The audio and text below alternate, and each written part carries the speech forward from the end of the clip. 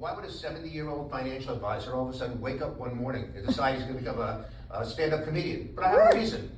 And the reason is as a married Jewish man, I never really get a chance to talk. And I have a lot to say. Now, this past July, I was married 41 years. Don't applaud until you hear what I have to say, please. So I'm married 41 years, and I never realized how many things I actually do wrong. But thank God my wife is there to point them out to me every single day. So what is it that I do wrong? Well, the first thing I do wrong is my diet. My wife is constantly yelling at me. You have to stop eating those hot dogs, they have nitrates. You have to stop eating potato chips, they have sodium. You're gonna get sick, you're gonna die. Worse than that, you're gonna be fat like all your friends. You really need to go on a diet. So I said, well, what kind of diet should I go on? She said, well, you can go on the South Beach diet, you can go on the keto diet, you can go on the Atkins diet. I said, which diet do you think would be best for me?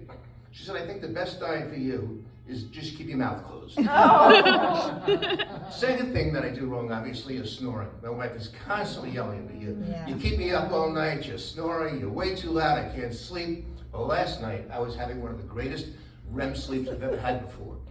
And I was in the middle of a beautiful dream, and all of a sudden I felt like somebody slapped me in the face. And I woke up startled, and my wife was sitting up in bed, and I looked at her, I said, did you just slap me in the face? And she said, yes, I did. I said, well, why did you slap me in the face? She said, you weren't snoring, so I thought you died. A couple months back, I walked into the kitchen. My wife was on a Zoom call with her friends, and they were talking about the fact of attributes they wanted to see in a man. And one said, I'd like him to be rich. And the other one said, I'd like him to be handsome. And without hesitation, my wife goes, I'd like him to be compassionate. And I'm like, compassionate? What is compassionate about my wife? I said, the temperature in my house is 60 degrees the whole year long. When I say to her, I'm cold, she says to me, well, just put on a couple of more layers of clothing. I don't know what's compassionate about that. Well, if you walk into my bedroom, it is so cold in my bedroom you can hang meat. The first thing I do when I wake up in the morning is I go into the bathroom, I take out my wife's hairdryer, and I defrost my nipples. Second thing is I take a cup of warm coffee, I stick my junk in it, just to get my flow going again. Now, I'd be remiss if I didn't say a couple of things about my parents. I think we all have parents out there that are 80 and 90 years old. They have a number of attributes. One of the attributes is my father, who wears striped pants, a polka dot shirt. He has white shoes and had black knee socks. The other thing that they have in common is that none of them could hear. So a typical conversation is I call my mother up and I go, hey Mom, how you doing? Hello? Mom, it's me. Who? Neil. Who? Your son, Neil. I can't hear anything you're saying. You need to come down to the house. Drive down to New Jersey. Come see us. You'll see us in person. I'll be able to hear you. So I pack up the family one Saturday. We drive down to New Jersey, knock on the door, ring the bell. 10, 15 minutes. Nobody answers the door.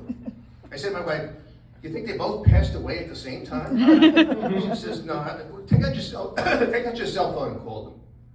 So I call, I go, Mom, can you open the front door? And she opens the front door and she goes, why didn't you just ring the bell?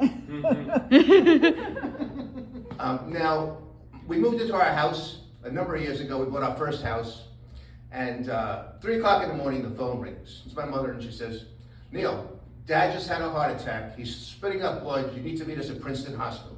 I drive down to Princeton Hospital, 6 o'clock in the morning. I walk into ICU. My father is sitting up in bed. The doctor says to him, Mr. Hackman, you didn't have a heart attack. You had a bleeding ulcer, somewhere between the stomach and the esophagus. My father says, I don't know how it got there. He says, look, we don't have any rooms available in the hospital right now, so we have to keep you in ICU. When we have a room available in the hospital, we'll move you from ICU into the hospital. He says, that's okay, I don't want any ice cream. I didn't say ice cream, I said ICU. He said, it's okay, my son's here, he'll tell me what you said later. In closing, last night, I was feeling very amorous.